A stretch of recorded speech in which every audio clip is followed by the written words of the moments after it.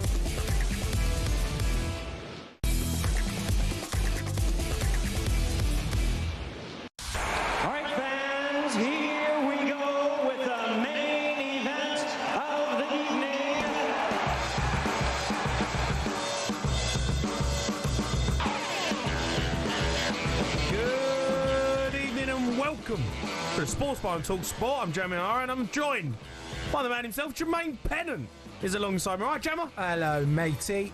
Huge moves in the transfer market today. Liverpool trying to do a job on Newcastle by either taking their best player or their best target. Would this make Alexander Isak the best player in the Premier League and Liverpool Premier League title contenders, title winners? It's over. If this gets done, it's over. No point anyone else turning up. You can have your say in that. 03 717 223344. Newcastle fans, though, how are you feeling? The richest club in the world, and you're having to sell your best player. Elsewhere, we're going to hear from Chelsea owner Todd Bowley. He's been speaking exclusively to talkSPORT today. Crystal Palace fans have been holding a protest over their demotion to the Europa Conference League. You can get involved in the show. I want to hear from Arsenal fans. How are you feeling? You got Gyökeres over the line. Why are you not bidding for Alexander Isak? 03 717 223344.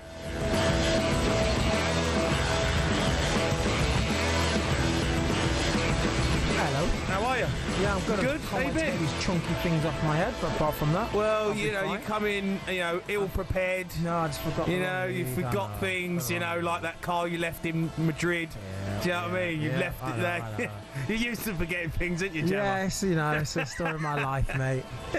How you been, mate? I've not seen you. I've been good. Yeah? Just got back from my little trip You had a away. little trip, yeah? Is it nice? It's fantastic. Yeah, you chilled and relaxed. Oh, you know, Ibiza. You know how it is. It's very chilled. Very relaxed. You know, just sit by the pool. Yeah. A few cocktails. Yeah. Early nights. Yeah, 10 o'clock. Get your head down. Read a book. 10 o'clock a.m. Yeah. The following day. No, it was good, mate. It was good. You know, I had a little blast. Yeah, well, look, it's good to see you, mate. We've got As loads always. to talk about. Obviously, your former club, it's perfect time to get you on because they have gone in for Alexander Isak. Now, before we get into it, the Magpies are believed to value Isak 150 million. Liverpool said they're prepared to make a British record £120 million offer for him. talkSPORT's chief football correspondent Alex Crook was back on Transfer Insiders earlier today and said that Liverpool are trying to test the waters with a move. I don't see it as an attempt by Edwards and Hughes to unsettle Alexander Isak because I think they would show Eddie Howe and Newcastle more respect than that. I think they've simply asked the question because they know that Newcastle are trying to press on with Ekitike. Does that mean that Alexander Isak might be available for a British record transfer? And if not, then maybe they might go for Ekitike as well. So there's so many different strands to this story. Out of 10, then, for Newcastle fans listening, firstly, let's start with Isak. Out of 10, how worried should they be that he moves this summer? I'd go 5 at this stage. 5? 5 out of 10. That's made me a lot more nervous there, Crookie. So almost like a 50% chance. Well, the issue they've got is that obviously he's got 2.5 years, I think, left in his contract now. It ends in 2028. That's right. They want to tie him down to a new deal. There were discussions before he wasn't happy with the package that was on offer. Obviously, they're trying again. It would smash their pay structure. And now he knows he's got a club like Liverpool waiting in the wings. If he was to start to agitate for this move, then that might be a whole new ball game. Look, it's a massive deal, obviously, that could get done for Alexander Isak. He's been the talking point, Jammer, for a while now, you know, because he's been in excellent form at Newcastle. Newcastle have got the richest owners in the world, but they can't seem to spend really the amount of money that they want to take them to the next level. But Liverpool have come from nowhere in terms of all of a sudden just going bang. Yeah. And now building, a Galactico team, it feels like a Premier League talent. If this gets done, this is unbelievable. It's huge. It's huge. And if you look over the last few years, they've not really spent big. No. And they've been competitive in a lot of big, competitions where they're still getting good revenue. Winning the league was massive.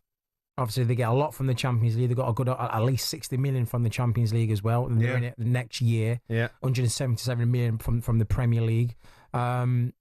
And like I said, they're going to offload some players as well. Yeah. Nunez potentially could go for 55. They've already sold Kwanzaa for 35.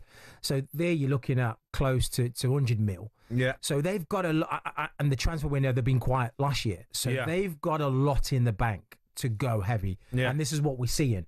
They're seeing other teams around them, delve in it and try and get stronger. And Liverpool are not stupid. As a club, they're going to think, well, we dominated last year.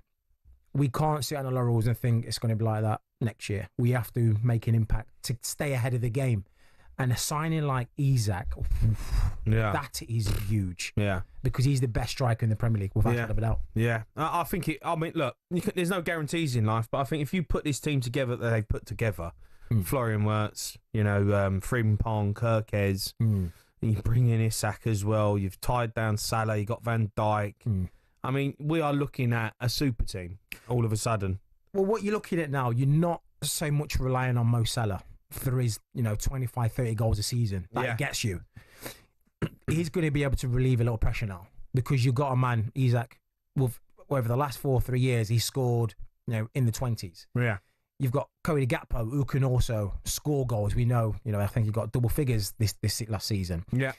Bringing in Wirtz, who can score goals, who can assist goals. So there's goals in there in abundance, and that's what makes Liverpool scary. And if you keep Diaz as well, he got 13 goals last season. Yeah. So you're looking at just an absolute mammoth of a firepower going forward. Yeah. I mean, do you think this team potentially could be better than the team that Jurgen Klopp put together? That side where, they only won one Premier League. Firmino, Mane, Salah. I'm looking, and I think so. Yeah. If you go for man, I probably think so. Yeah. You look at the midfield, I think McAllister is just an outstanding player. I think he's probably better than Wijnaldum and he's better than Henderson. Yeah. Fabinho, I would say, the way Gravenberch is now came about. Yeah. You would say he's probably better on the ball than Fabinho. Yes, it was, in that holding position, stopping creative and defensive, tackles and all that. But I think they've just got a lot more energy in that midfield now. Yeah. Yeah, it's going to be interesting to see what happens. How do you think Newcastle feel? Because, Newcastle, I feel for them because, look, they're a brilliant football club. They've got a really good manager. They've got in these amazing owners who want to go and spend the money, and they can't spend the money. Yeah. The problem they've got is they're just Newcastle still, aren't they? Teams like Liverpool come along, and players will want to leave and go to a bigger club. It's as simple as that. No, that's the way it goes. I think players want to be ambitious and think, well, I've got more chance of winning Champions League or winning the league at Liverpool than I have at Newcastle at this point in time. Yeah. And when you're not in the Champions League year in, year out, that hurts the PSR at your club. That's starting to hurt. You can't buy players because you're not getting that revenue in. If you're not high in the league, so all these little things that Newcastle are going through now, it's going to take a couple of years until they're constantly in the Champions League, until they're constantly getting in profit. Yeah. And they're going to have to sell key players to maintain that. And if you're going to go in Ekiteke 70 million and then you 55 Elanga, that signals to me they can't. You're not going to play that much amount of money for a number 2 Newcastle. No, they're worried that Isak's going. If that deal got accepted, I think there would be wiggle room for Liverpool and Newcastle to talk. I think they're waiting on the Hugo deal to go through before they even think about offloading. Newcastle fan. I want to hear from Newcastle fans because how are you going to feel if Isak goes? I know football club still stands regardless of players come and go and the football club remains, but he is everything that they've been good at and the last few seasons. He is. Just take away those goals and look at it. Any team, you take away those goals. Seat as well, doesn't he? When you play, it's just unbelievable. He's just such a good player. Let's go to Dave. He's a Newcastle fan. He's phoned us up, right, Dave? Hello there. How are you doing? I'm all right, Dave. You good? Yeah, I'm not too bad. I'm just ringing up basically about all this speculation about Isak. It's really a hard pill to swallow if it is thought about by the Newcastle board to sell him. I think there'll be massive trouble if they do sell him. I think we're just going back to the Ashley days where we just sell the best players.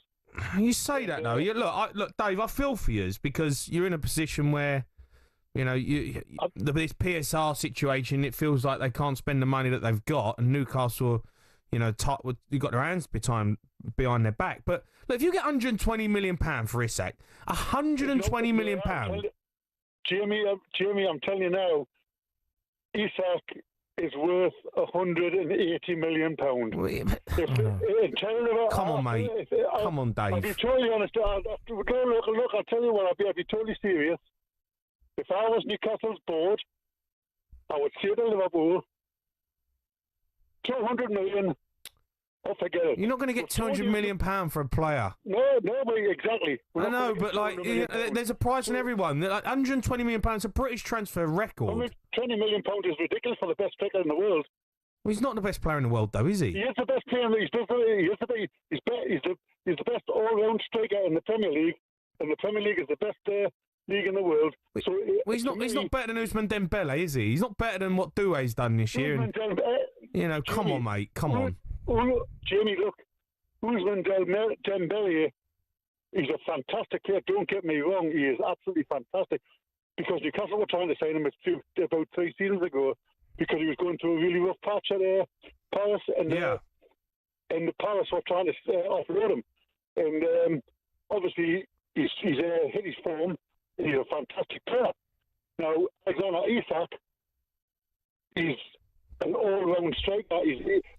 I know, mate, but you're going to get £120 million for him. It's not enough. It's not enough, Jimmy. I'm sorry. If he was to go for, say, 150, you wouldn't put an eyelid. You think, yeah, worth it. But those kind of fees are not going to be paid in football yet. I don't think at the moment. We've seen Neymar go for a ridiculous, but right now we're not going to see those in the Premier League. But I understand what you're saying, but Newcastle have to show their intent. They have to say it to I know, but teams like they have to say to teams like Newcastle, to Liverpool and Man U, Man City, whatever, to say our players are untouchable, the ones we want to keep. So they have to put a price on to say, look, keep off our players. We have a project here. We're intending to challenge for the Premier League within the next 5 years or so, whatever. And no, mate, but Liverpool are a bigger club than you, and will always will be. And Isak will turn around and say to Eddie Howe and the board eventually, sorry, mate, but listen, I want to go to Liverpool. Has he ever said he wants to go to Liverpool? No, but what I'm saying is Isak will look at it and eventually you can't keep a player when there's £120 million on offer, and Isak's going to look at it and go, Liverpool are putting a super team together, and he can be part of that. Sorry, but you're not big enough to be able to keep a player like Isak at the football club. Well, I'll be totally honest, Jamie. I mean, I know you're a football man, but I totally disagree with you. All right, Dave. I think Go on. I want to forget about the Isak situation. I want to ask a proper question. It's about this PSR situation. Go on. Now, you know the PSR situation that every single Premier League club, Man City, Liverpool, Arsenal, they all disagree with the situation, with the PSR situation. Now, the PSR has to be voted in by Premier League clubs. Yeah. Why don't all of the Premier Leagues vote it out? I don't know. I don't know. It's an advantage, isn't it? Well, it holds it like Liverpool, and then they all vote it in. So I know they did, Jim. But why don't they vote it out? Well, I don't know. Because obviously I'm a Newcastle supporter, and it's not just because it's Newcastle. I mean, the teams like Aston Villa, they're trying to advance in the comp because they've got to sell players. No. Sell Douglas Luiz to Juventus. No. We had to sell young Elliot Anderson and we Minter, two young talents which we had. We had to sell them just to comply with this PSR. Now, to me, I remember Man City being in the third division. I remember Chelsea being on the verge of bankruptcy. I remember Man U being in the second division. And Chelsea were on the verge of bankruptcy until Alvarez came into obviously from carte blanche. Dave, I'm losing your line a little bit, mate. Thanks for your call. I appreciate what you're saying. I want to hear from Newcastle fans. Obviously, it's a big talking point for your football club. Liverpool want your star man. You look like you might have to sell him. Is £120 million enough money for him? You can rebuild. You can add some quality. All right, it ain't Isak, but you might get Ekatike. You can get better players in wide areas. You can get a better bench. Is it enough, £120 million? And do you just have to accept the fact that you're not Liverpool Football Club? 03 717 22 33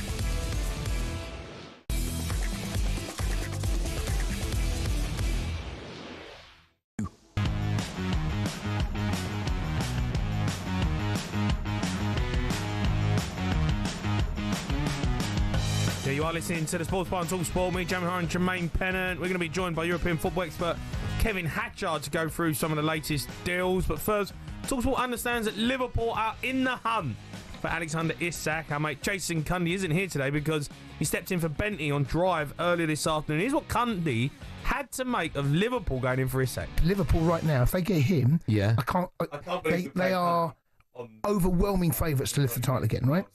And I love the way Liverpool are going about it. Going in for inverts, go in, bang, here we go. Here's what we need. Identify it, go and get the man. Yeah. And unfortunately for Newcastle, there's a food chain, and Newcastle aren't as big as Liverpool.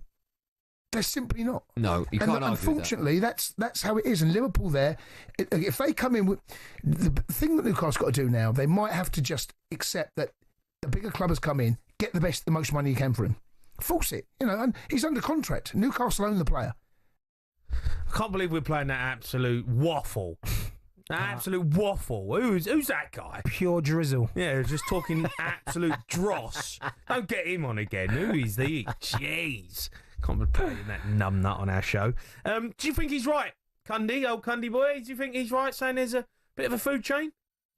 There is. We're seeing it with Real Madrid. Yeah, I know. They don't have to put in bids anymore. They just signal that they're interested, and then that player seems to want to wind down their contract and go on a free. So, unfortunately, it's just the way football is at the moment. You've got, the food chain. You've got the top, the elite, which is at the moment Real Madrid, your Barcelonas, your PSGs, your Bayern Munichs, and Liverpools, and then you have the teams below you. They pick from them, and they pick from us. So it is a food chain. What do you think the food chain is in the Premier League?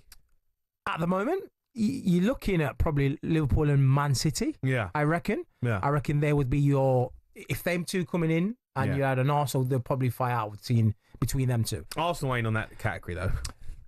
I would say they're below. Yeah. They're below Liverpool and Man City. Arsenal are in the between bracket of, Man United, Spurs, Newcastle, Chelsea. Arsenal are like just in that bracket above them. But like a million miles away from... Are you saying... They're a million miles away from Liverpool and Man City. Are you saying Arsenal are just above Spurs? They're just above Spurs in what they can get. Just above Chelsea, just above Newcastle. I have to disagree. But they're not. But like any Arsenal fan, it's like, an Arsenal fan here. I see it on the sheet here. Why are we not going for Isak? Well, because Liverpool are going for Isak. Yeah. So there's only one place he's going. You gotta ask that question. You gotta look at Arsenal as a club and think, well, they've been needing a striker for the past how many years? Since Thierry Henry. All right. Why now? Why are they not thinking, okay, well, Liverpool are testing the water. Why are we not testing the water for a man who's proven out and out week in gaming in the Premier League? Why can't we do that? Because they ain't going to get him. Because if they do agree a fee, Liverpool will match it, and there's only one place that Isak's going, and it's Liverpool. But is that the club saying we're not ambitious to spend that kind of money? We don't want to spend that kind of money. I just think they think that they can't compete if Isak was available. I just don't think that they would get him over a club like Liverpool, so I don't think they've bothered. Let's go to David. He's a Newcastle fan. All right, Dave? How are we doing? We all right? Yeah, I'm all right, Dave. Look, how are you feeling about this situation? Because he is your star man. I think we hold all the cards, don't we? With 3-year contract. Yeah. I think Cundy makes some good points. He's got a 3-year contract. There is a food chain. He is going to leave. I think he gives us one more year. If I'm being brutally honest, I think he gives us one more year. And I think if we're sitting here saying Ekatike is worth 80, 90 million quid, then Isak is absolutely worth 150 million pounds, isn't he? 120 million is not enough. It's a British record, though. Yeah, it's a British transfer record. I mean, what? But Liverpool have just paid 120 million for Wirtz from Leverkusen. Yeah. We're being quoted 80, 90 million quid for Ekatike, who's a 23-year-old player who failed at PSG and scored 17 goals in the Bundesliga. If he's worth 80, 90 million pounds, Alexander Isak, with 3 years left of his contract, is worth 150 million pounds. I've got to break it to you, though. Like, he's a brilliant player, but he's playing for Newcastle. Like, he won the Carabao Cup, and fair play to you. Like, and you've had a good season, but like, come on. As a Newcastle fan, I agree with you. Okay, I agree. He will Florian go Wirtz played for Bayer Leverkusen. They won the double. They went the whole season unbeaten. Like, I agree. You know, like one of the best players in the Bundesliga. Touted one of the best players in the Bundesliga. Like, what makes you think that he's worth 150 million? He plays for Newcastle. Because we hold the cards right now, don't we? He's got a 3-year contract. We're playing in the Champions League. We don't need to sell him. I don't know. Well, I don't know if that's true though. I don't know if you do hold the cards. You've got PSR problems. That's the thing. That's the that's where you may struggle, because if you're going to pay 70 to 80 million for Ekateke, right? Yeah. That's a transfer record for itself in Newcastle. Now, are they going to pay a record for a player who's going to be a number 2? Are they going to play? No, but listen, are they going to pay that record to put their self in trouble? The ball Alanga.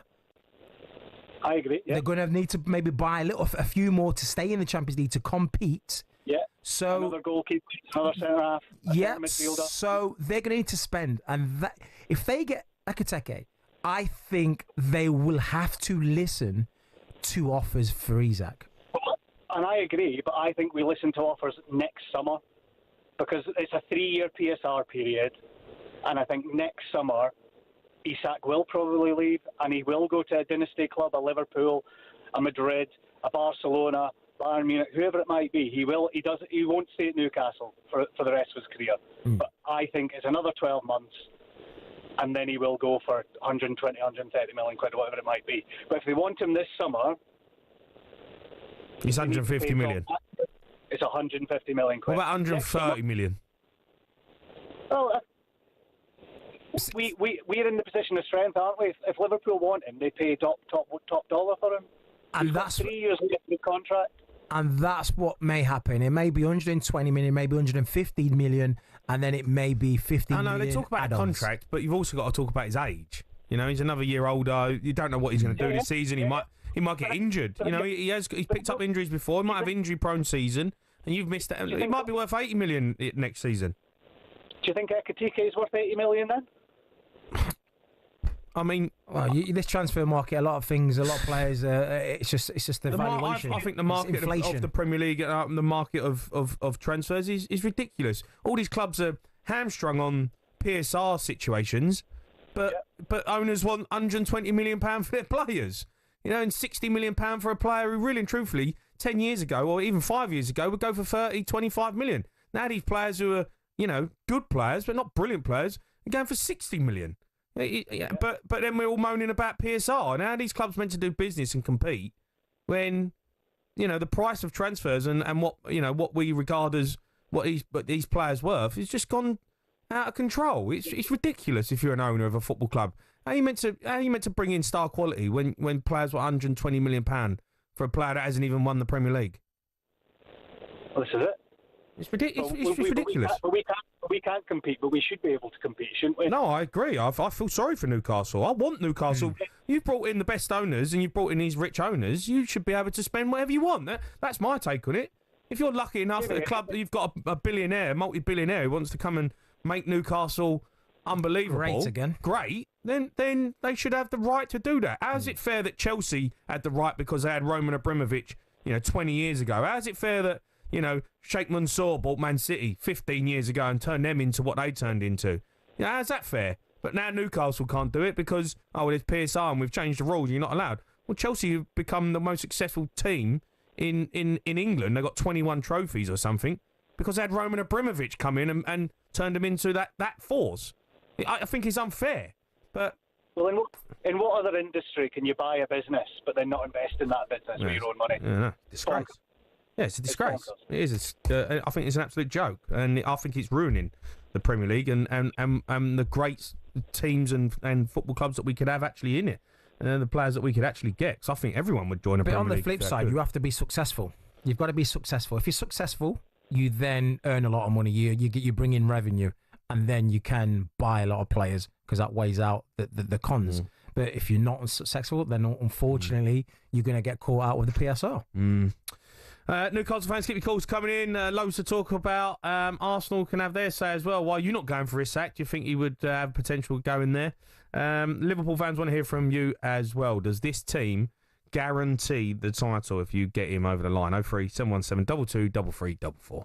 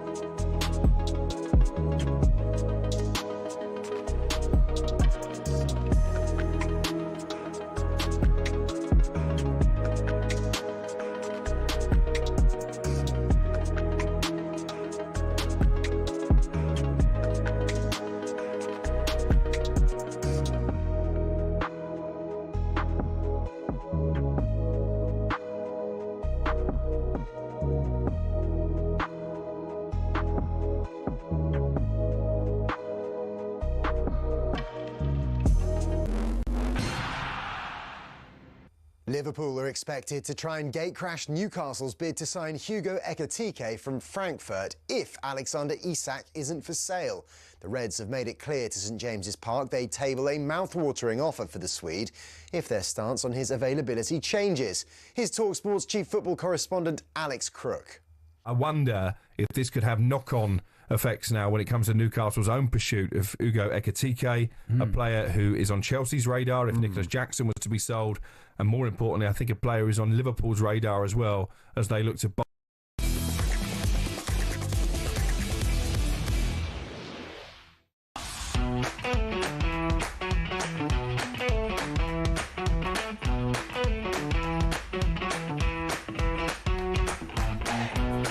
You are listening to the record-breaking sports part on talkSPORT. Me, Jamie O'Hara and Jermaine Pennant. We're going to continue taking calls on Newcastle and Alexander Isak. You can have your say on it. Liverpool fans get involved as well. 03 717 22 3344. Let's go to Oliver. He's a Liverpool fan. Right, Oliver? Hello there. How are you, mate? You good? I'm good. How are you? Yeah, good, mate. Thanks for phoning in. Go on, what do you want to say? I'd like to say, if Liverpool are thinking about going 120 million for Isak, I'd prefer to put all that money in for Alvarez from Atletico Madrid. What? Why? That makes no sense. So I just think Alvarez is a lot better player than Isak. He couldn't get a game. Isak get a lot of injuries. Play at Man City. I know he played at Man City, but no, he didn't play. He was like come off the bench all the time. I think he's a better striker than Isak for that money. Come on, is this a wind-up? No, it's not a wind-up. But on what merit do you think that Alvarez, from Alvarez's stats and Isak's stats, playing in the Premier League, what suggests that Alvarez is a better player than Isak?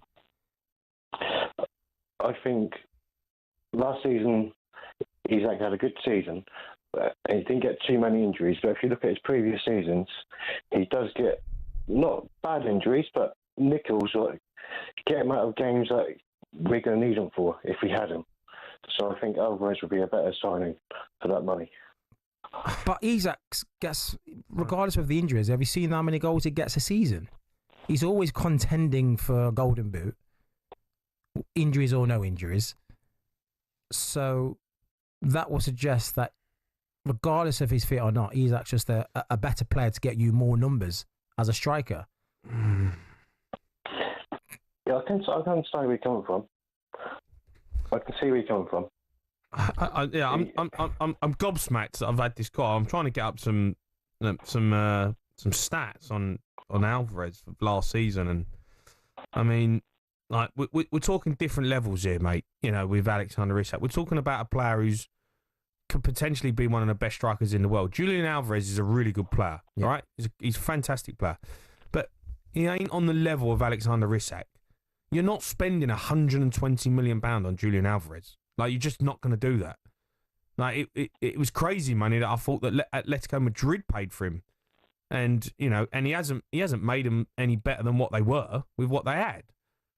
So I think if you're going to spend £120 million and you can get Isak or Alvarez, there's only one place you're going for. I would prefer Isak over Ekitike. Ekitike. Well, yeah. Of course. He's not proven in Premier League. So if you had to pick out them two, I would pick Isak, but my preferred choice would be Alvarez.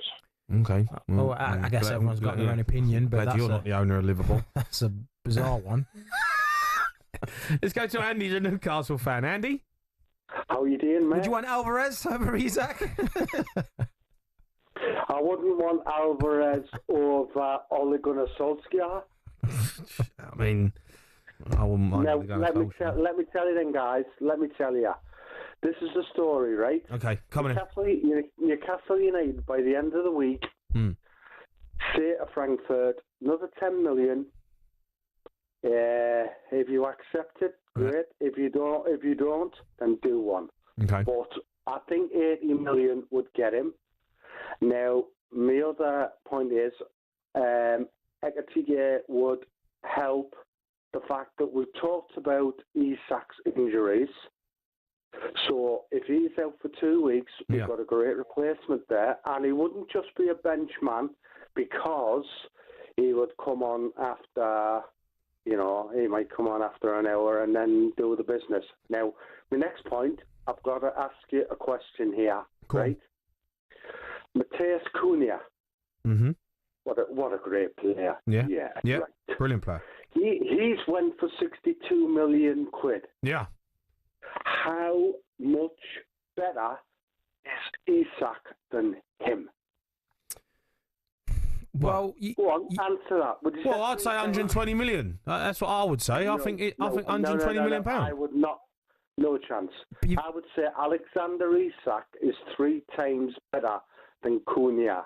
So, if I was a member of the Newcastle United board, I would say you don't get anywhere near a conversation until we get close to 200 million. Look, Newcastle fans, can you wake up? Isak is a great player. He's not Maradona. He's not Messi. He's not Ronaldo.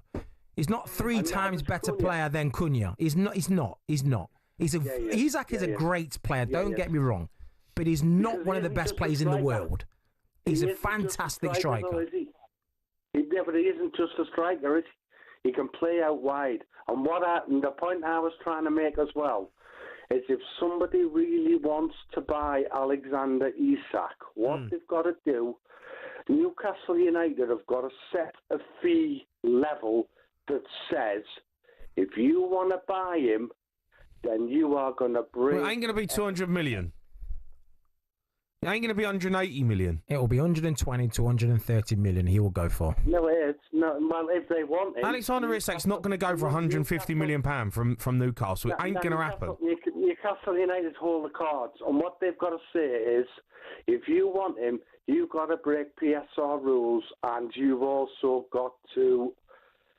Yeah, but you've got PSR problems as well. You say you hold all the cards, and all right, you do. You've got him on a contract. But when someone's offering £120 million for a player, you'd be crazy to not sit there and have a conversation and be like, right, can we take this money? Might have a conversation, but we'll not accept the deal because I'll tell you what. I'll give you another question then. What's Anthony Gordon worth? What do you mean? No, I'm asking. How much you pay for him? I think you pay like 55 million for him or something. Yeah, I'd say 89 million. What do you mean? He's not worth 89. He's not worth 89 million. I know, but he's not worth 90 million quid, is he? Come on. Yeah. Like what? You won the Carabao Cup. Like you got a good side. You got really good players. Anthony Gordon's a really good player. But come on, like what? Why do Newcastle fans think that you're like the best team in the country? No, we don't. He got 6 league goals last season, Anthony Gordon. He's got 6 goals. How long did it take Manchester City to get to where they were? 5, 6, 7 years. It'll take the same for Newcastle United, right? It'll take the same for Newcastle United. Okay, that's fine. And I hope they do, because I love Newcastle fans and I love the football club. I think they're brilliant. But let's not get carried away here thinking that you got players who have got £100 million players in your team. You haven't. You've got Isak, who probably 120, 130, who's the only player who's over the 100 barrier. The rest, you can't be taught on touting, we can sell this guy for 100 million. You've got a few great 60 million, 70 millions, but apart from that, Isak's your guy. Yeah, Isak's the man, but as I say, we hold the cards. He's got a 2-year. Of course, you hold the cards, but you also PSR as well. That also plays an impact as well. And if I give you 150 million quid for Isak, you letting him go? I would discuss it, but I wouldn't necessarily let him go. No, but what I'm saying to you then, Liverpool are taking the same stance over Luis Diaz, which is quite right. Luis Diaz is probably worth 89 million, isn't he? Yeah, and I think if they got it, and Bayern Munich offered 55, so if they came with a new bid with 80, I think Liverpool would listen. They would listen, but they wouldn't sell him because everyone has a price, mate. Everyone has a price, and Yeah, but they've said, like Newcastle United have said. Newcastle United have initially said Isak's not for sale, and Liverpool have took the same stance over Luis Diaz. Now, if they get a ridiculous offer and we get a ridiculous offer, £120 million is not a ridiculous offer, though, is it? Right. So like 55 million quid for Diaz is a ridiculous offer. 120 million for Isak ain't a ridiculous offer. It's a British transfer record. 150, I might look. Can I just tell you something? Liverpool has not put in a bid. They got Ronaldo. No bid has been, entered to Newcastle. So if 120 million got offered on the table, there will be a conversation. Yeah, there'll be a conversation. Yeah. But I'm not sure Newcastle United would sell. But that's what... Honestly. I'm not sure Newcastle United would sell. Well, all right, Andy, listen, mate, thanks for calling. Let's go to Paul. He's a Liverpool fan. Paul? All right, boys. How are you, Paul? Are you good? Mate, good. It's good to speak to you, Jason. I'm sorry, Jamie, missing Jason there, but Jamie... Yeah, we got rid of Cundy tonight. Yeah, he's doing me head in. I was there when you were man of the match at the 2007 final, mate. You played it. There we go, mate. There we go. What one was that? The one you lost? Was that final you lost? Yeah, unfortunately. Don't matter, does it? But Jermaine played the blinder. Cheers, listen, buddy. guys, I just want to just bear with me here. There's a pecking order, right? Yeah. So Newcastle's got the big markets. We've got Matthew Street. Newcastle's got Newcastle races. We've got the Grand National. They've got Whitley Bay pitch and puts. We've got the British Open at Liverpool. Yeah. They've got Jimmy Nail. We've got the Beatles. Yeah. Right. Yeah. And then they've got Geordie Shaw. We've got Brookside. There's a pecking order. There is a pecking order, mate. You're absolutely right. There is. There's a pecking order there, and I just feel, they've got Donna there. We've got a few others, which I won't name. Abby Clancy and Daniel Lloyd. Yeah, but the Geordies, mate. They got some. They got some beautifuls up there as well, matey. Yeah, they've got a few. Maybe I think the old Geordies are up there. I mean, this has been going on since March, and I think this feels like the Virgil van Dijk thing, where there's conversations behind the scenes, and then there's just a little bit more getting poked out in the media, and I will just come in with a bid, I think. But I think if it comes in, as you said, 120. I mean, Newcastle live in this parallel world because it's a one city club. So if you're in North London, you've got Tottenham Arsenal. If you're in Liverpool, you've got Liverpool Everton. If you're in Manchester, you've got City United. A conversation starts and there's the other side to put you down. They don't have that, whether it's negative or positive. They get built up unnecessarily and they get built down. And this is what's happening here. They think he's worth 200 million. Who's worth 200 million in the world? Well, hardly anyone. Well, Neymar, they thought he was, and turned out he weren't. I don't think anyone's worth 200 million. No one. And as you said, the PSR issues are real. So if we put 120 on the table, the discussions have to get opened formally. Yeah. And then, and if the player is then pushing to leave, I think, it'll happen this summer. I mean, listen, I don't know whether it won't. Obviously, no one does. I just think, with obviously, sadly, tragically, Jota leaving or passing away, and if we lose Diaz, we're going to have to buy someone. Yeah, we're going to have to buy at least one player, maybe two. So, why not? Well, listen, if they get it over the line, it'll be unbelievable. I can't wait to watch Liverpool next season if they have Isak in the team. It'll be unbelievable to watch them play. But I don't know. I just don't know if Newcastle fans are living in the real world. I know they're desperate to keep their best player, and I get it. We've done it for years with Harry Kane. We basically tied him to the radiator and we couldn't leave. In the end, you've got to let a player go, and he wants to go and better himself, and you just have to accept it. You lads know what happens if he comes in, or if he's intimated he wants to leave. What's that like in the changing room or on the training ground? If there's a player who wants to, does it you respect it, mate. You have to respect it. As a player, you're going to say, look, he wants to go to Liverpool. I respect that because he wants to win titles. He wants to play, year in, year out in the Champions League. You've got to respect that as an ambitious footballer. But clubs and the fans, obviously, they have a different view on it. But us as a footballer, obviously, we don't want to see our best players leave. No. But as a professional and an athlete, you go, I respect it. If you get this move, absolutely fantastic.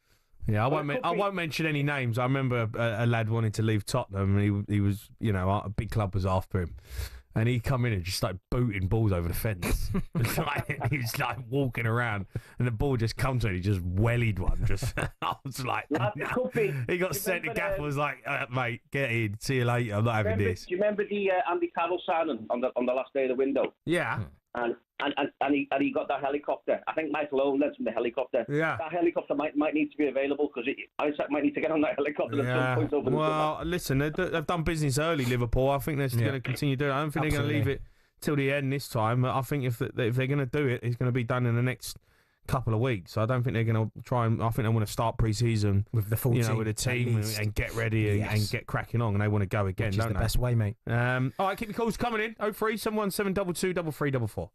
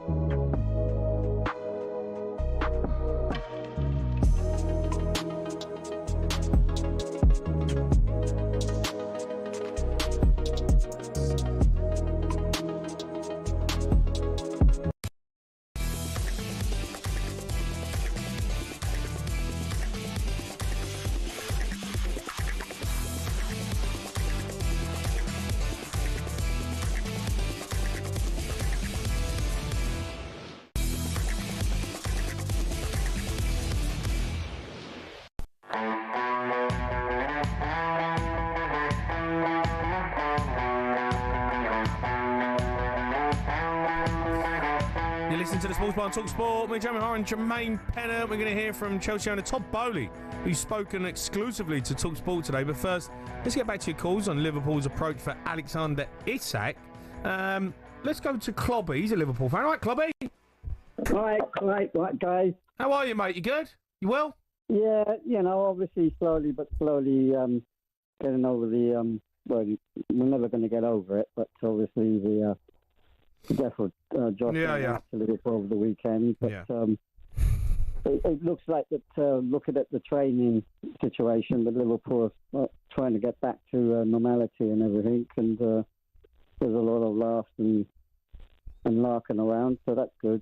But with the Isak situation, Liverpool have been very, very clever.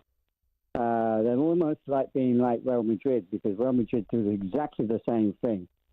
They start sniffing away the players, and they don't actually put a bid in because it kind of frightens the other clubs. And that's what they're doing to Newcastle, because both clubs want to go for, well, in Newcastle's case, they want to go for the Eintracht Frankfurt player. So also Liverpool want to go for him as well. So Liverpool not even put a bid in of 120 from what I know about, but basically they're just saying, well, look, we can afford Isak if if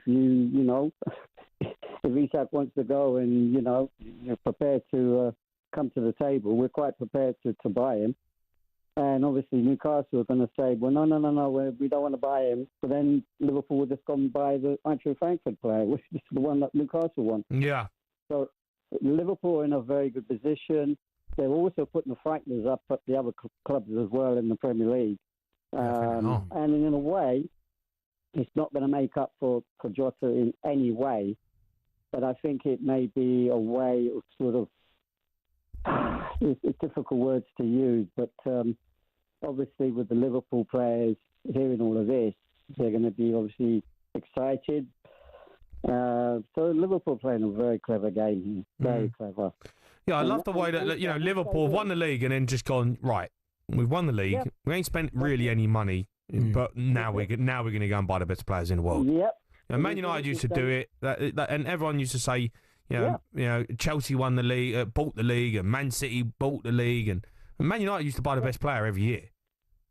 When Liverpool won the titles in the 80s, they did exactly the same thing. They strengthened, they put the medals down and said, right, okay, let's go for it next year. And we want to retain it. We want to retain the title, not just for the club, but also in memory of Jota. And they're going to be very determined in the club and the owners.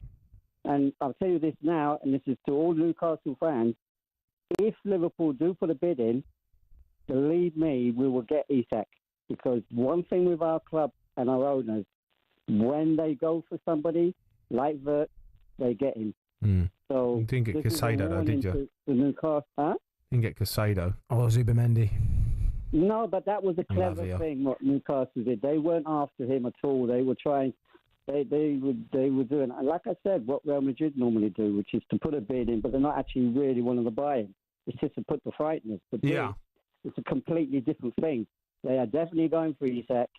Slot wants him, and believe me, if we put a bid in, 120, Newcastle fans. No, I think it's different now. I think Isak will definitely want to go there. That's for sure. I think I think things have changed at Liverpool. They're looking pretty good. Yeah, and once a player says he wants to go, then fine. It's like Diaz. I'm not quite sure why he wants to go to Bayern Munich. I know it's to do with the fact that he feels that he's not getting the same wages. Yeah. It's a bit strange situation, I must say. I know, but even Bayern Munich might pay him 200 grand a week. Do you know what I mean? He might not. He might be on 80 grand a week at Liverpool. I think he's on 55. Yeah. I think he's on close to 50, or a little bit more than that, but he's on 55. He's on 55 grand a week. I think so. Yeah. I mean, come on. He's on a 2-year contract. Come on. I think Matt Doherty was on more at Tottenham. Like, come on, we're talking about Luis Diaz here. Like, do you know what I mean? Like, of course he's. Well, he probably was. Tottenham players on 60 grand a week. Like playing at right back. You can't have Luis Diaz on, like on a championship player's wage. People get paid that in the championship. Yeah, of course he's going to turn around and say, "Well, I'm leaving." You got to pay him what he's worth. Yeah, it's all about. If you're not going to do it, you're going to turn around and say, "Well, I'm going then." got to learn your lesson from Trent. You've got to offer these contracts and give them play what they're worth. You know, say with Konate, you've got to give these. This is what annoys me, and Jamie, you know this because we've been in the game. Clobby, thanks for call. You feel like as a player sometimes you have to leave to get what you're worth. Yeah, you know, like in terms of your wages. But what annoys me is Liverpool have got a player who's a brilliant player, pay him what he's worth, and I'll stay. Yeah. You know, because players don't want to leave Liverpool. No. You know, because all right, Trent's gone, but that's because it's Real Madrid, all right? But that happens once in a blue moon. But most players go, I've got to leave because they're paying me 30 grand a week. Quadruple more. And I'm going to earn 120 grand a week. Yeah. You know, Tottenham used to do it all the time. They used to lose players like Robbie Keane and, you know, and Berbatov and Modric and Bow. And they leave in the end because you go, what? They're offering me 120 grand a week. You're paying me 60. How the club looking at it? Well, we don't really need to because you've got 2 years left on your contract. So we're going to save ourselves some money and invest elsewhere. Yeah. Rather than going, do you know what? You've earned this. You should be worth now, you know, a new contract from what you gave this club.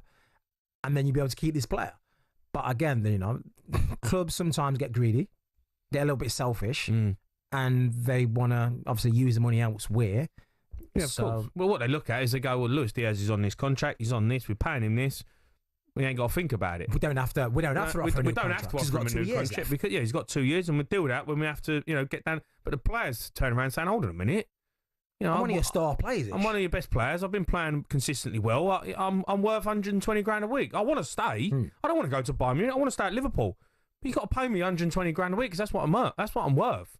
And if you're not going to pay me, then I've got to kick up a fuss and say I'm leaving." I think the reason why probably not is because they've got Cody Gakpo, who's a good replacement. If Diaz is not playing and you've got Cody Gakpo in there, you're quite happy. Diaz is better player. Yeah, I get that, but there's not a big difference in both of them. Gakpo's okay on the eye. Diaz is better, but Gakpo's a better finisher. Gakpo will probably score you more goals if he's got a longer running in the team. So that's probably they're looking at thinking we can hang this one out with Diaz. All right, maybe I don't think they should get rid of Diaz. No, I don't think they should, but you know that's probably how they see it. Pay your players what they're worth and they'll stay. Otherwise, you end up in a Trent situation. Keep your calls coming in. Loads to go through. We're going to speak to Kevin Hatchard as well on Victor Gyökeres going to Arsenal. You're listening to the Sports Bar on talkSPORT. We're talkSPORT Bet. Download the new talkSPORT Bet app today. 18 plus. BeGambler.org.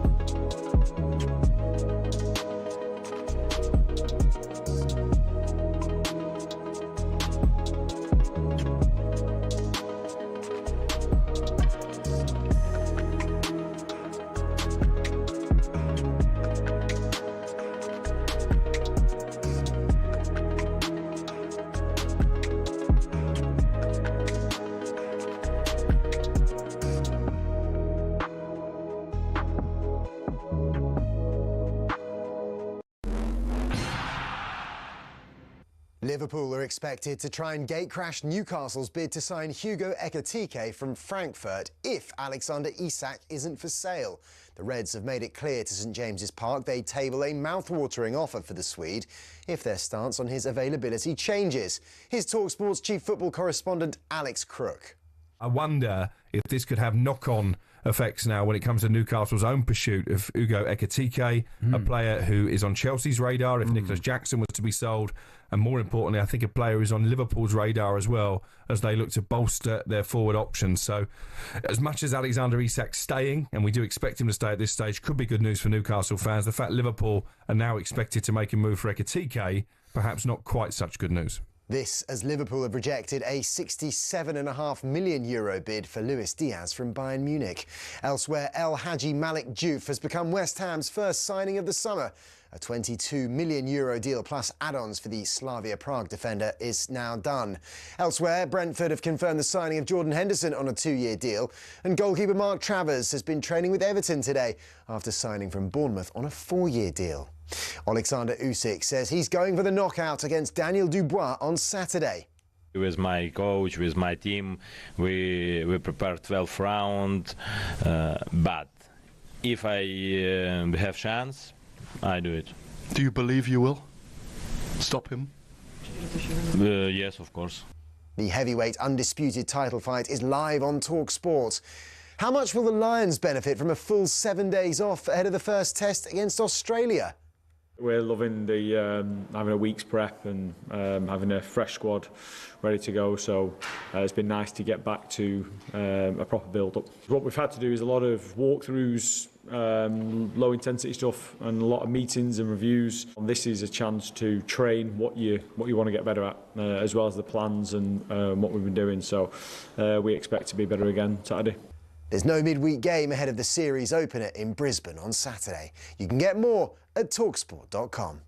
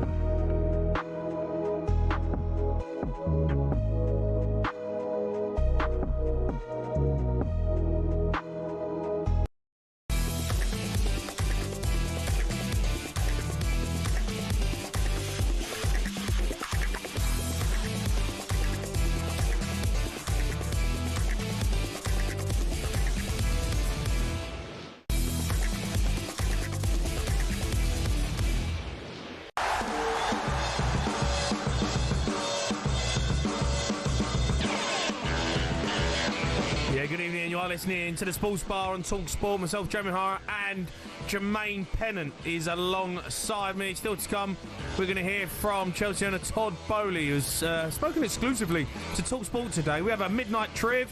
We need to help with that. Before that, it's time to get some latest transfer rumours in association with talkSPORT Bet. Bring it on with talkSPORT Bet. Download the app or visit talksportbet.com to see all our latest sign-up offers. 18 plus, gambleaware.org. Let's bring in the football expert that we know, Kevin Hatchard, joins us. Right, Kev?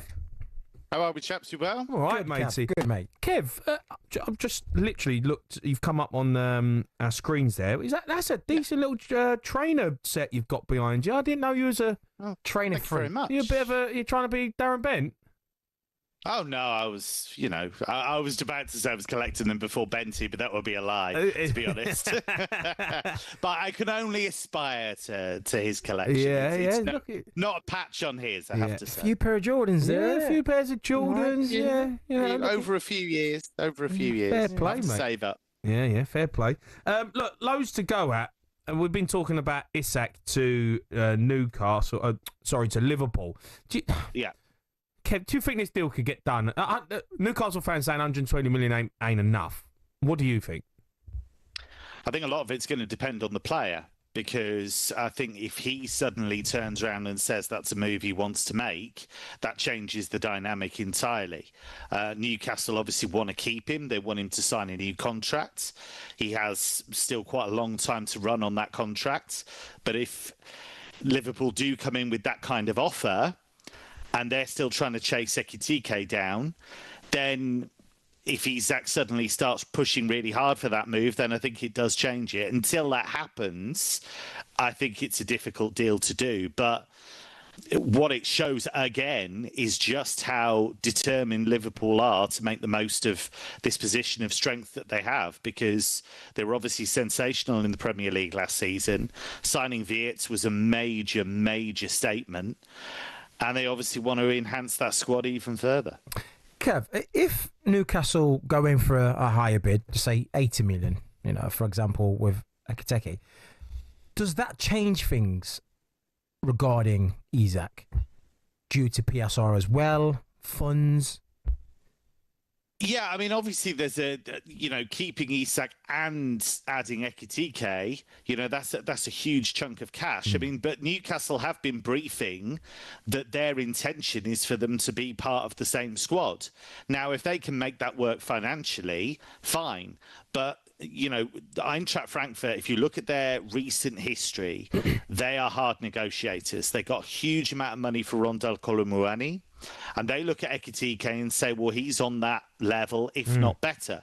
So they've got this figure of 100 million euro in their heads, and generally they dig in, they stand their ground. Now, again, if Ekitike turns around and starts really pushing, that might change that slightly as well. But they are tough negotiators. They don't tend to let players go for a lot less than what they want. And that's the thing with German clubs in general. Look at what Dortmund have done with some of their players. They've let go with Sancho, with Haaland, with Bellingham. They tend to dig in for the price that they want. Kev, let's move on to the Gunners. They're close to finalising a deal for Spanish defender Christian Mosquera from Valencia. I'll be lying if I knew loads about him. Tell me about him. What's he about? How good can he be? I think he can be really good. And I think the fact that he would come in and learn from two of the best in William Saliba and Gabriel, I think is really encouraging. He's played a huge number of games for Valencia for a young player. And not only did he play those games, he played them under pressure. Because you look at what Valencia did last season, for a big chunk of that season, they looked like they were going to go down. And that would have been an absolute disaster for that club. Because let's not forget, under Rafa Benitez back in the day, they were winning the title. Not once, but twice. So for a club like that to go down would have been enormously damaging. But Carlos Corberán went there, did a brilliant job, and Mosquera was a big part of that. He is defensively great, really good in the air, good one-on-one defender. Where he can tidy up a bit is his work on the ball, but I'm sure that's something that Mikel Arteta would work on with him. But somebody who can play left centre-back, right centre-back, a bit of right-back. Yeah, there's raw talent there, no doubt. Okay. Kev, what can you tell us about this one? Are Liverpool literally holding out for a higher fee, as they said he's not for sale? Luis Diaz rejected the 58 million offer from Bayern Munich. Is he literally not for sale, or is that the tactics and wanting to get, come in with a larger bid? Are they willing to let him go? I mean, as you guys know, for the right price, pretty much everyone's for sale, really. That's the thing. You have Newcastle hear that. This is all part of the dance, right? This is all part of the dance. But, he's got a couple of years left. His people seem to be briefing that he wants to go, which again affects matters.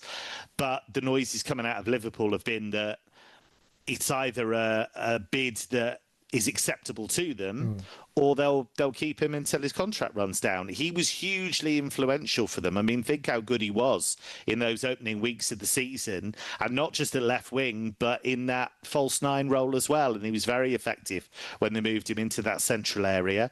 So this is a top player we're talking about, somebody who Bayern really, really do want, somebody who Barcelona have been very strongly linked with. Bayern are desperate to make a big signing. Desperate to make a splash because Didn't happen with them for Florian Wirtz. They've been linked with Nico Williams. That hasn't happened. Been linked with Rafael Leao. Looks as though he's going to stay at Milan. So they really want a left winger. And Luis Diaz is a player that's been linked with them for weeks. Kev, why is that with Bayern Munich? Because they are the biggest club in Germany. You know, like they win the league pretty much every year. They're one, I'd say, top 5 club in the world. What's happened? Why are they not being able all of a sudden to attract that star player? Well, look, the Wirtz thing did come as a big surprise, right? Because all of the briefing had been that if he was going to leave Bayer Leverkusen, he was going to make the move to Bayern. And Bayern were pretty convinced that was going to happen. They put a lot of energy into it, a lot of effort into it, and they thought they were going to get their man. And then Liverpool were able to make the case to him. Liverpool came up with the finance, which surprised a lot of people, that they were willing to go to that level to bring one single player in. Mm-hmm. But they did that, and they made that statement. And Bayern have been on the back foot ever since. And there has been a lot of criticism in German media about the way that Bayern have handled things, because everything's been in the media, everything's been leaked. It's been Nico Williams one week, Rafael Leao the next week, Luis Diaz the next. Martinelli's been linked. Leandro Trossard was linked this week. And these aren't just guys who are taking a punt every so often. These guys are pretty well connected at Bayern. So there's been a fair bit of criticism of Max Abel, who's the senior sporting director there. You know, is he touching base with lots and lots of targets? Does he really have one or two big targets in mind that he's putting all his effort into? But it does seem as though Luis Diaz has jumped to the top of that list. Yeah. Kev, something said about strikers coming from the Portuguese league. We saw it with Nunez, 38 games, 34 goals. And, at one stage at the start of the season, it was a battle between who's going to be the main guy, Haaland or Nunez. Gyökeres, should Arsenal fans be worried? Because the Premier League is a different animal. And that's no disrespect to the Portuguese league, but it's just a different beast.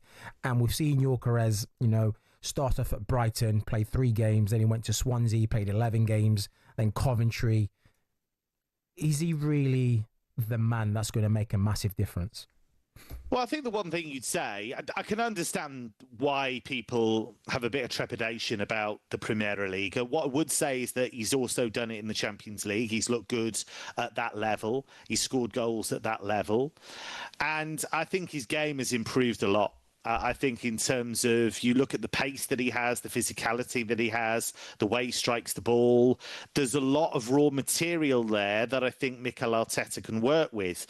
So the physical aspect should be fine for the Premier League. It's just, is he going to get the space to do what he normally does? He's going to be coming up against better defenders each week. So that's going to be a personal challenge for him. But I do think he's worthy of this level. I think he certainly deserves a shot at it. You never know whether a player is going to adapt. You never know whether a player is going to be able to make it happen at a different club. We see great players. Nkunku, for example, at Chelsea, got there. I was hugely excited about that. I still think he's a great player, but he was injured as soon as he got there and he never really recovered, and sometimes it doesn't work out. But I think Gyökeres has a lot to offer, and I think you look at what he's done in the Champions League, what he's done consistently in the Premier League and other competitions, and he's a winner. These aren't empty goals. These are goals that deliver league titles, cups, that kind of thing. And just to point on Darwin Nunez, because I think you're right to bring it up, but I think he was onto a loser from the get-go being compared to Haaland, because Haaland is just a phenomenal performer. And people looked at it and said, these are 2 big signings being made by 2 massive clubs at the same time. It was totally unfair to compare them, because Haaland is significantly better, had a significantly better track record with different clubs. And I think Nunez shouldn't really have been compared to him. I still think Nunez has done some really positive stuff for Liverpool. Nunez is all right. Yeah, exactly that. I think... But he is chaotic. There's no doubt. He hasn't been as consistent as he would like to have been. I really like him. I like the application. I like the chaos. And you think of that game away at Newcastle where he scored those 2 goals to win it and Liverpool were down to 10 men. You think of the Brentford game in the season just gone where he delivered, and that was a really big win for Liverpool at the time. So I don't think we should write off the spell that he's had at Liverpool, but it does feel as though Liverpool are moving past him because they want absolute elite players in every single position. Kev, you're an absolute star, mate. Thanks for coming on as always. Cheers, chaps. All right, right, we're going to get back to your calls. Liverpool's hunt for Alexander Isak. You can have your sound at 03717 223344. Bring it on with talkSPORT Bet. Download the app or visit talksportbet.com to see all our latest sign-up offers. 18 plus, gambleaware.org.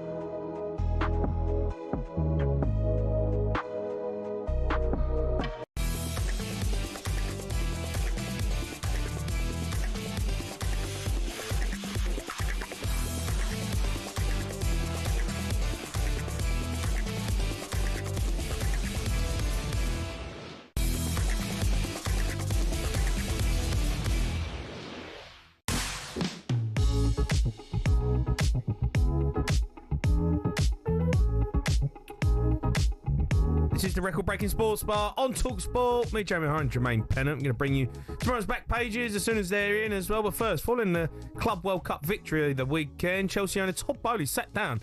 Their very own Jim White and spoke about his side's progress under his stewardship. Well, we couldn't have wished for a better outcome for our boys who have done such good work and trained so hard and, you know, really came together in America under Enzo's leadership and his direction. And no one gave us a chance to beat PSG. And the boys really thrived and grew on that. And watching them come together over the last couple of weeks in America has been just very special.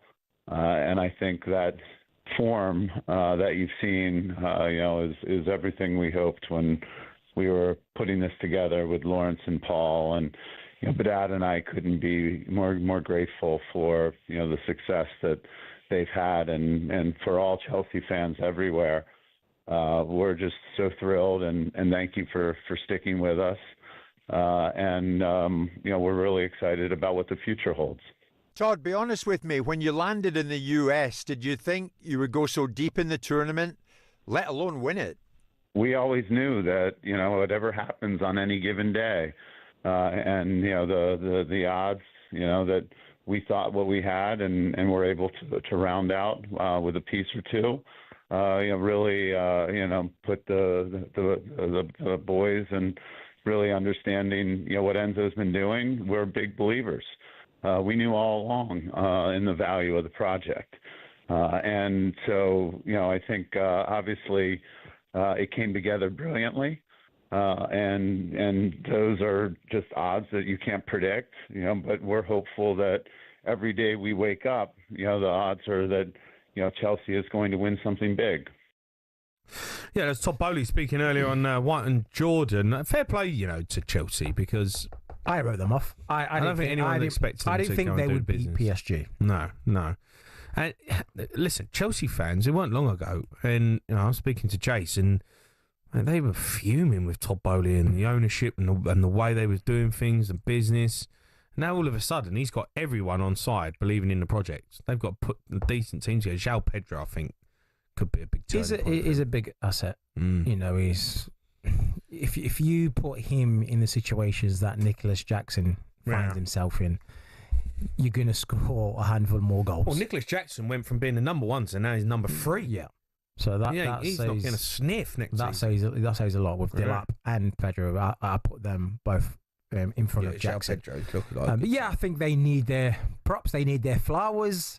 They deserve it. They've worked hard on this project.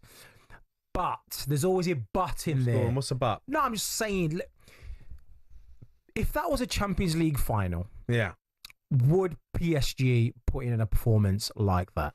Well, don't know, do they? Because were they on holiday mode? And I don't think they were on holiday mode, mate. I don't know. Look, I hear you, but they wanted to win it. Oh, yeah, of course. They wanted to win it. They were devo after the game. They lost their heads. So they definitely wanted to win the game. They put on a massive performance against Real Madrid. All right, it's not the Champions League, but it could become something similar. Yeah. I just think Chelsea stifled them, mate. I think Chelsea done a number on them. Maresca tactically done a job on them. I just don't think PSG knew what to do. I think that's how you start to see football now as well. It's all about getting your tactics right. Yeah. Stifling, upsetting them, upsetting the rhythm, being horrible, using counter. Yeah. But they got done on the day. Yeah. And Chelsea done a job on them. And, as he said, Todd Bowley, on any given day, we believe in what we can do. And he's shown that, Maresca. He's fair play to him. He's looking like a good manager. Let's get back to some of your calls. We've been talking about Isak, talking about Gyökeres, Arsenal. Let's go to Ashley, who's Arsenal fan. Hi, Ash. How you doing, guys? All right? Yeah, I'm all right, mate. How are you? You good? Yeah, not too bad, thank you. Not too bad. Go on. Great show as always. Thanks, mate. Thanks, mate. Gyökeres, though, you excited?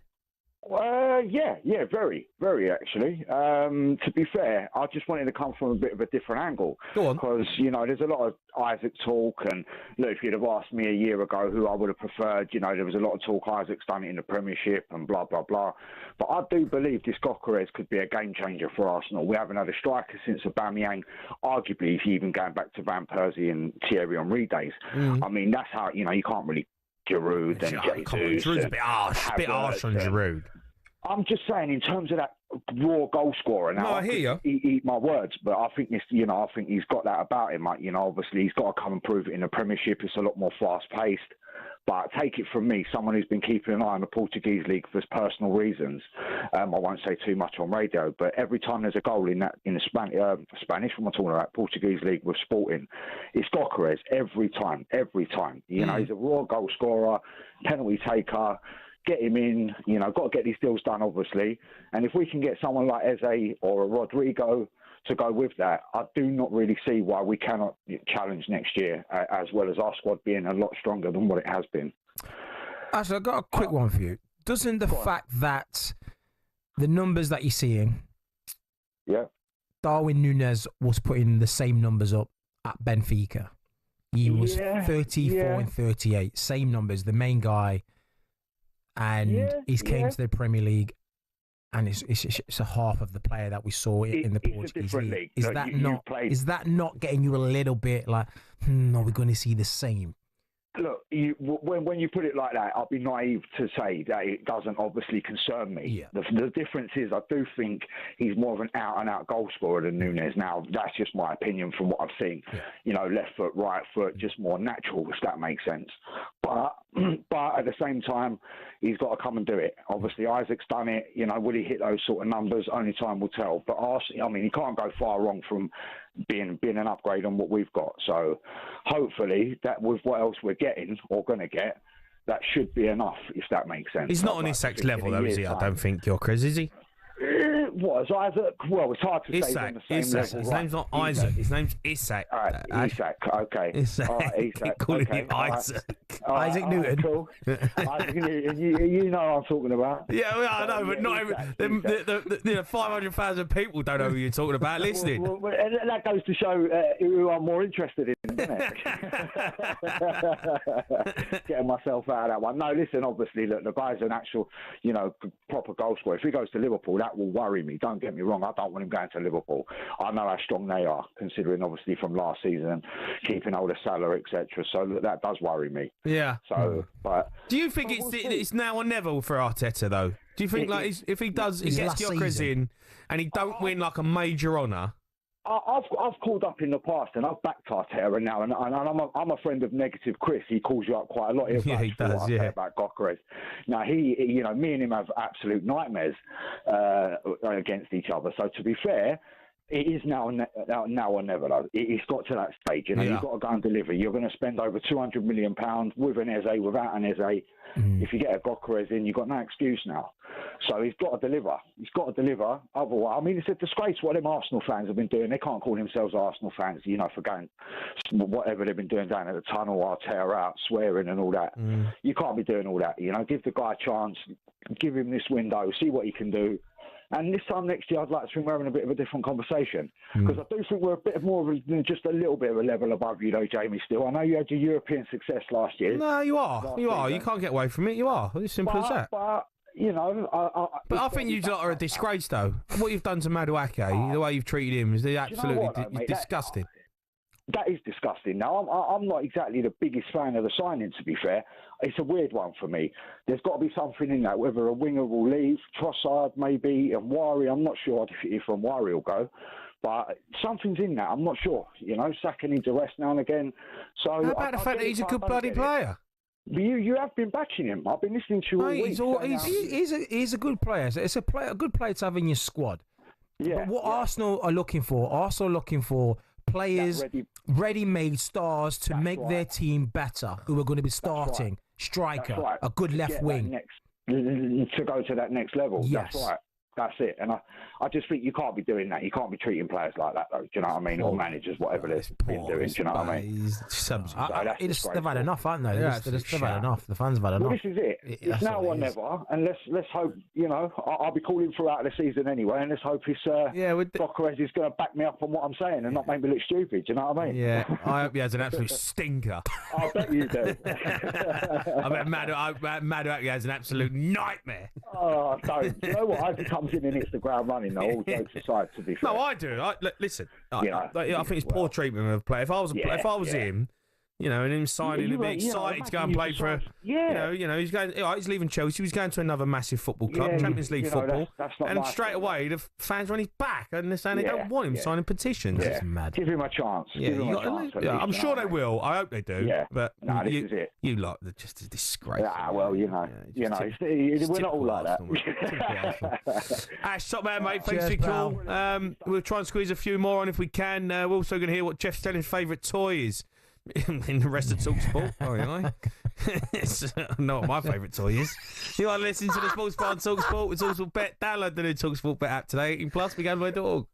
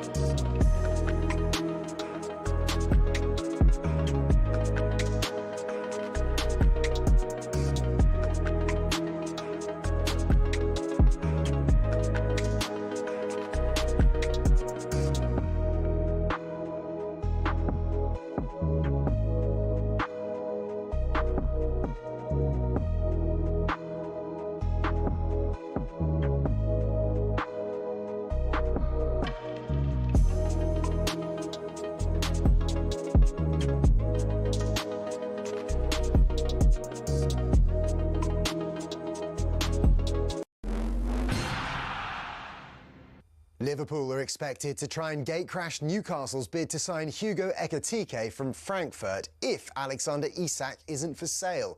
The Reds have made it clear to St James's Park they'd table a mouth-watering offer for the Swede if their stance on his availability changes. Here's talkSPORT's chief football correspondent Alex Crook. I wonder if this could have knock-on effects now when it comes to Newcastle's own pursuit of Gyökeres, a player who is on Chelsea's radar if Nicholas Jackson was to be sold, and more importantly, I think a player who's on Liverpool's radar as well as they look to bolster their forward options. This as Liverpool have rejected a 67...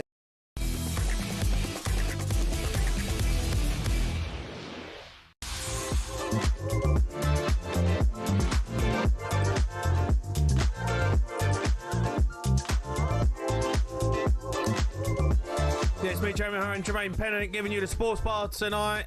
We got a midnight triv. You can help us out with that. Get your calls in 03717 223344. Premier League teams, though, just getting back for start pre-season training. Let's have a quick listen to former Premier League manager Alan Pardew. Joined the breakfast show this morning, spoke about some of his memories of pre-season as a player. The other story that always sticks in my mind was my old mate at Reading, Charlton, called Peter Garland, who was a midfield player who played for Spurs. Played for Man City too. He had this trick that when we used to get weighed then, and the scales were at the bottom, and it was on like a stalk, and on the stalk was like the reading of the weight, so it was like, you know, sort of waist level, and he used to put his finger on there and put pressure on the finger, obviously, without anyone seeing, and take like 2-3 pounds off, and always get underweight, and you keep looking at him thinking, I'm sure he's heavier than that. Yeah, it was brilliant. He said, watch me do it. And he used to put his finger on there. No one else would see it. His finger would be like bursting, the blood, you know, pouring into his finger as he took the weight off. So all those little tricks. Pre-season jammer. Absolute stink. He's had nightmares, you know, like the days leading up to it, mate. The sleepless nights I'd have. Worse and doing a pre-season now. I hated pre-season. Hated it. The first weeks you come in and you're getting on all like the measurements. They're getting like the calipers out, the fat calipers, taking your fat around your belly and your waist. And I'm like, mate, I've put on a stone. I've been in Marbella. Like, I'm drinking pina coladas. Like, what do you expect from me? A break's a break. Do you know what I mean? Like, I've played all season, right? I'm having 4 weeks off and I'm going to put on the timber. Like, just have to accept it. Put me in Fat Club, it's fine. But I'm telling you now, I'm going to come back overweight. Yeah, it was horrible. I used to, honestly, even though I was great at running, always at the front, always good times, always be. You still look the same you did when you played for Liverpool. But even though that, I would still dread. I'd watch the days go. Oh my God, we've got 3 more days. Oh no, 2 more days. Yeah. Oh my God, I'm in tomorrow. Yeah. It was nothing worse. It was made of night, like. You know, like you tell little stories to little kids to scare them. Yeah. You just say to a football, but you got pre-season. Got pre-season in a week. Start sweating.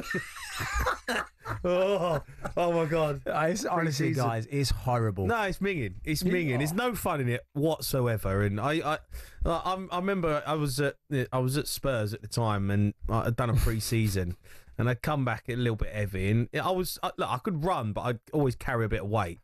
And I remember we'd done a run round, what's the park there? I can't remember what the park was. I had a big lake round it, Epping Forest Country Club or something.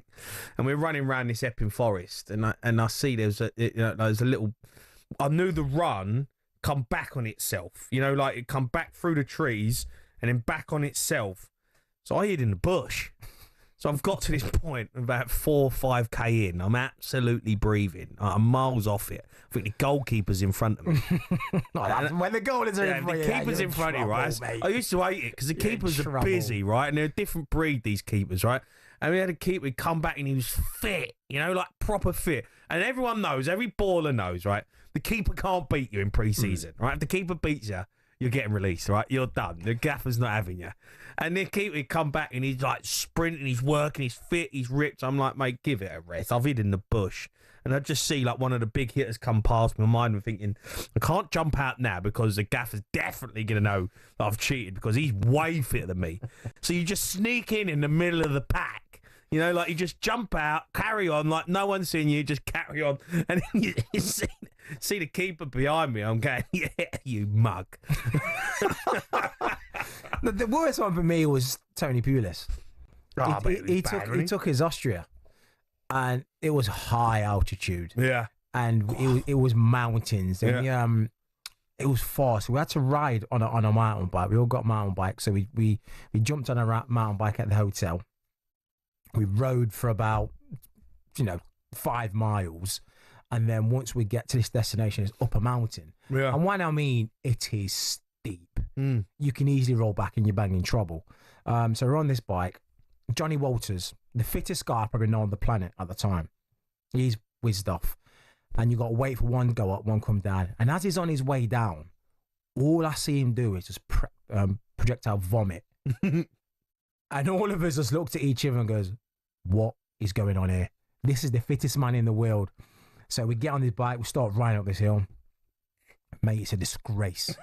I'm in like the slippiest gear that you can go, and I'm not even moving anywhere. So I'm going, I can't do this. I can't ride up this hill. So I've actually jumped off the bike, put it on my back like I'm Lance Armstrong. I'm running up this hill, and I get to a point where the gaffer can probably just start to see you, and then I jump back on, start pedaling my nuts off, thinking I'm like doing it all. Oh, mate, it's nothing you worse. couldn't do it properly. If you do that properly, you'd just like Johnny Walters, you'd be sick. Yeah, it was crazy. These people, Wolverhampton, Mick McCarthy, like for a week with Mick, Big Mick would come in, you go, you know what's coming, right? It's just no balls. The moment you walk out on a football pitch, right? Pre-season, every footballer knows it, right? If there's no if there's no balls on the pitch, you know you're in for it. All you're seeing is just like these cones just dotted around. It's like an airport, man. Yeah, and you're just like, here we go. Oh, this is good. Here we go. Let's do a fartlek run or something. We're going to run through, and you've got the busy physio and the fitness coach saying, well, we're going to do this. We're going to take these little blood tests. Do me a favour, bore off, so it's doing my head in.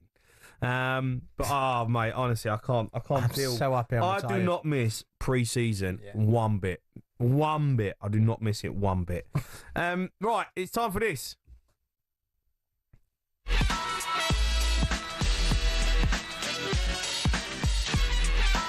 Yeah, we're going to run through some of the recent highlight moments from across talkSPORT and the sister station. Let's start with the weekend's fight now, where Adam Catchell was joined by Gareth A. Davis, British light heavyweight Anthony Yard. I believe he's still in New York, because I know that he was at a press conference this week. It is the beast from the East himself, the one and only Mr. Anthony Yard. Look at it. Hang on a minute. You can't do this, man. You can't get the guns out on the show, mate, and get everything shown off. You know what I mean? You're putting us all to shame here, son. I've got to jump in here because we've got the guns out tonight, both myself and Anthony. Yeah, there's no we about it, mate. There's only one man with guns here. Well, all right. I've got different kind of guns to Anthony. It's just very hot in New York. It's warm here. It's about time you took your T-shirt off, isn't it? I can't live with that, mate. I can't live with that. Just get your T-shirt off now. No chance, mate. Come on. What's Gareth wearing? What? No, seriously, what is G-Dog wearing? I'm a massive fan of G-Dog, right? And he's a stylish guy. He can't wear a waistcoat with nothing underneath it. Yeah, come on, mate. It's unacceptable behaviour. That is poor. In talkSPORT Towers. I mean, Anthony Yard do what he wants, right? He can do what he wants. He's chilling. He's on holiday. G-Dog is in the studio wearing a waistcoat with nothing underneath on it. A black and pink waistcoat. Who does he think he is? He's not Tyson Fury. He thinks it's Mick Jagger. G-Dog, mate, I'm not having it. He's got to sort his out. I mean, I'd say my fashion's bang average. You have. I mean, yeah, mine's all right, mate. Yeah, you make an effort. It's all right. Well, not today, but if I've got to go out somewhere. You've ever wore like a proper rascal outfit? I look back at, I look back on some of my YouTube stuff, or I look back on, like Google, and some old pictures that pop up of what I had on, mate. Oh my god! I used to wear like blue denim jeans, D-squared jeans, right, with rips in them, and brown shoes. Yeah, I used to wear. I'm like, what? I was American. Yeah. Basketball tops and a beanie and a stop it, mate. I used to wear this Vivienne Westwood shirt everywhere I went. 3-button Vivienne Westwood shirt. Used to wear it out every time I went out in London, and I'm like, Mate, what are you wearing? What are you wearing? My jeans were so baggy, right? If it was windy, I would have flown away. Yeah, but baggy jeans have come back in. They're back. Mate, baggy jeans and trousers and that, they're huge now. You wear tight jeans, you're over 40. You get them sprays on. Yeah, you get them spray-ons. Mate. You're over 40. Embarrassing. I went to a beef, right? I had these spray-ons on. I went out and I realised very quickly that me and Dean Gaffney were the only people that had spray-on jeans. I was like, time to change the wardrobe. Of course, Fight Night returns this Saturday live from Wembley Stadium. Alexander Usyk takes on Daniel Dubois for all 4 heavyweight titles. On to yesterday's breakfast show where Jeff Sterling was joined by the former Chelsea and Republic of Ireland midfielder Andy Townsend. Here's Andy giving a glowing review of the Club World Cup. Yes, Cole Palmer double and a brilliant João Pedro goal saw Chelsea! Do you have Michael Buffer involved in the World Cup? No. Did you enjoy the halftime show? No, in a word. Yeah, I mean, there was some strange things. It's very Americanised, wasn't it? It was in America, so I don't know what we expected. I mean, listen. What's the worst thing about the World Cup club? The Club World Cup? Club. I think worst thing. That's really terrible. It was a bit American-y, wasn't it? It was a bit American. The weather. Do you know what I mean? The fact it was all over the gaff. Do you know what I mean? You had to travel everywhere. I think the best thing was Donald Trump getting up on the Chelsea stand, lifting the trophy with the boys. Can you remember Reece James looking at him thinking, mate, get off the stand. No, President, mate, do what I want. You Trump. Do what I want. Don't forget the breakfast show returns tomorrow. Big Al and Dean Saunders. Let's finish with this morning's breakfast show. Former Premier League manager Alan Pardew alongside Jeff Sterling. Have a listen to the boys discuss their favourite toys. Sabutio was brilliant. And for me, the best toy was sort of Scale Extra, you know, the motor. Oh, yeah, that was the best. Brilliant. I absolutely loved it. But Sabutio. Yeah, I was a big fan. Anything for you? I always wanted a chopper bike. And those who remember the chopper bike would know it was a kind of a cult kind of little bike thing. But I never actually got one of them. They were quite expensive back in the day. Yeah, there we go. So, anyone had a chopper was high. I mean, it's interesting when a board game's still popular, because when we were kids, we used to play board games all the time. Well, I played Monopoly the other day, but a card version. And actually weren't too bad.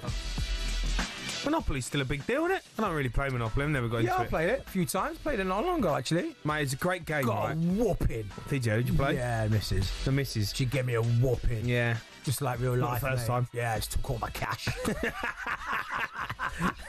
Happens every time, that, doesn't it? Happens in ball games. Happens in real life. Mate, gave me the house. Jesus, you can't win, can you, life? God damn. There's a game I play, Sequence I play. I've got someone told me about it when I was in America. Started playing it. Brilliant game, ball game, Sequence, brilliant. I love it. Favourite toy? What do you play? Who's saying here? I was Thomas the Tank Engine. Thomas the Tank. Do you know what? There was a Transformer or Ski Electric. One up. I can't remember which one I love. Yeah. Well, I was Thomas the Tank Engine and Teenage Mutant Ninja Turtles. Optimus Prime. Little legend. Used to have the blimp. Used to get the blimp in the sewer. Yeah. Yeah. I used to love Turtles. Yeah, Turtles was me back in the day. Kids now, I don't know, what's it now? What's everyone? YouTube. Yeah, I know, isn't it? YouTube. iPad and YouTube. Yeah. These kids don't know. They've missed out. They've missed out, mate. Missed out. Don't forget to download the talkSPORT app where you can swipe between talkSPORT, talkSPORT 2, all of our other sister stations, so you never miss a moment. So Sports Bar on talkSPORT.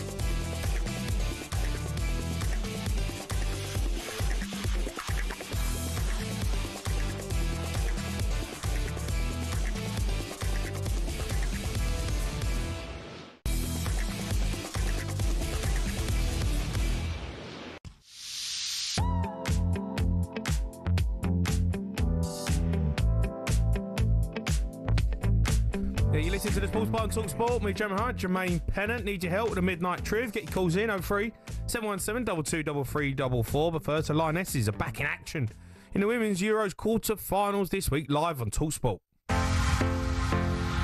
England's fearless Lionesses are going to Wembley after thrashing Sweden, the number 2 ranked, by 4 goals to 0. When you come up against a team when you had a previous fixture like that, then you're always probably going to remember it. But I think so much has happened since, and 2 very different teams now. James on the edge of the area onto the left foot. Oh yes!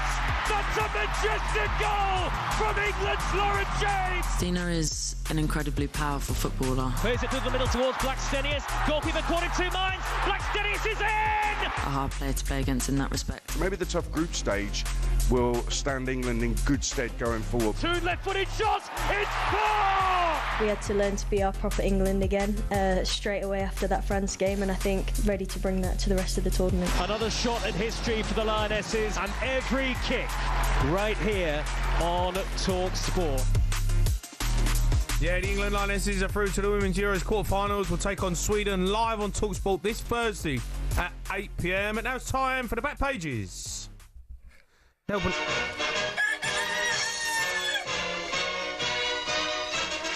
Helping us to go through them is talksport.com's Jack Cunningham. Right, Jack? Evening, lads. How you doing? All right, JC. You all right, matey? You good? Well, there's been some transfer news today, hasn't there? It's not looking too great. How you feeling, mate? How you feeling? Yeah, I mean, you feel as bad as them bed sheets? I'm digging them out again. Yeah, they're not going anywhere. They annoy you, so they're staying. Right. Yeah, look, it's going to be all over back pages, I'm sure. I haven't actually got it on my back page. Oh, yeah, it is. On his bike, on the back page of the Sun. 120 million. They will need Jack. Yeah. What, sorry? How are you feeling about it? Oh, I mean, so, look, I think, to be honest, Liverpool are in every right to make their play. I think they're basically kind of saying to Newcastle, look, we either take Ekitike, who is your top transfer target for the other striker position, or we potentially take your best player.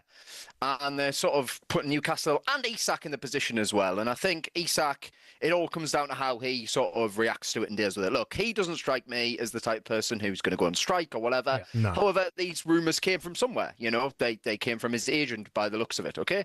So obviously, he is interested in the move to Liverpool. However, you know, of course he's interested in the move to Liverpool. It makes sense. You know, they're the Premier League champions. And I'm not going to sit here and say Newcastle are a bigger club than Liverpool. We're not. However, what we'll say is that Newcastle have proven in their entire time that Isak has been at the club that this is a club going places now. You know, 2 times in the Champions League, won a trophy. And, you know, with a good summer here, you know, Newcastle, and with Eddie Howe in charge, Newcastle can get to the top, and they want to get to the top. My issue with Isak and selling Isak is it sends the entire wrong message to the fan base. So if you look at what the owners said, you know, when they came in, you know, talk about how they want to win everything and sort of dominate, you can't do that if you then sell your best player to what is direct rivals, okay? I think it's just the entire wrong attitude, is the wrong message, and from there you have created a definite change in how the fans would sort of perceive it, because it's such a we're talking about one of the best strikers in the world here. Like, he's irreplaceable realistically. I think 120 million is nowhere near the fee. Like, I mean, genuinely, for this summer personally, I think Newcastle shouldn't sell him anyway. Like, literally, no matter what they offer, you say no. What, 150 million? No. Genuinely no. And do you know why? Because it's because it's all about the project and the message that it's sending. If you money talks, mate. If you talk about a project, no, I appreciate it, man. With the project, you get 150 million quid. Yeah, no, but the thing is, like, isn't it? The problem is, Isak is the key man. You know, we're not talking but about. You know, Coutinho was Liverpool's key man. They sold him. I don't think he was. You know, they bought Van Dijk and Alisson, won the league. They did, but they also had Salah, they had Mane and Firmino, right, when they saw Coutinho. They already had them players. Klopp just simply changed the formation. He went to a 4-3-3. Okay, but, you know, Newcastle is still going to be a decent team without Isak. Well, we are, but it's just the issue is... And you will spend that money on a top striker. Another thing is teams then know Newcastle have that money to spend. So the price of everything goes up. I just think to this summer, no matter what happens, Newcastle have to not sell him. Look, and if he doesn't sign a new contract, we have to sell him next summer. Then so be it. What difference is it going to make if you don't sell him this season to selling him next season? If you're building a project with a player you're not going to have next season, it makes no sense. Well, I don't know, because I think if you keep Isak, you've got a chance of potentially, definitely winning something again. Also within that time period, something might change. You might actually get the contract agreed. Look, this ultimately comes down to Newcastle not agreeing a contract. They, for some reason, last season, so Paul Mitchell as sporting director, he's gone, thank the Lord, because he was useless. And his remit was to get Isak to sign a new contract, and he decided, no, he's on enough money, so it's not happening. So he canned contract talks. What should have happened as soon as the season finished, when Newcastle finished in the Champions League, is a new deal should have been put on the table and it should have been signed. It could have a release clause in it. That would have been fair enough, but it should have been signed. And that's my opinion on it. All right, just on this is in the back page of the Mail. England international among group of 6 players up for sale by Man City. Pep Guardiola eyes summer clear out. Who are the 6? Yes. No, yeah, so who are the 6 players? We've got John Stones, we've got Nico Riley, we have, you get me the list up, we've got Ilkay Gundogan, Claudio Echeverry and Oscar Bob, and John Stones as well, so and Matej Kovacic.